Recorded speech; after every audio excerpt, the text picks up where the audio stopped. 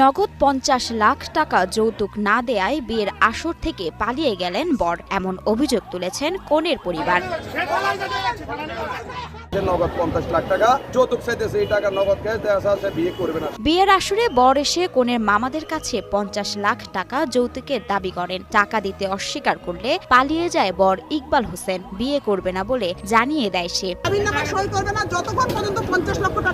জানা যায় কনে অনার্স পড়ুয়া মেয়েটি এতিম। কয়েক বছর আগে তার বাবা মারা যান। তার বাড়ি নোয়াখালীর কবিরহাটে। কনের মামারাই এই বিয়ের আয়োজন করেছিল। গত ১৬ মে বিকেল ৪:৩০টার দিকে শহরের মেহরান ডাইন রেস্টুরেন্টে এ ঘটনা ঘটে। কনে পক্ষের আত্মীয়রা জানান, বরপক্ষকে খাওয়ানোর পর আনুষ্ঠানিকতা শুরু করতে গেলে বর হঠাৎ দাবি করেন ৫০ লাখ টাকা যৌতুক দিতে হবে। এ দাবি প্রত্যাখ্যান করলে বর পালিয়ে যান এবং বিয়ে করতে অস্বীকৃতি জানান।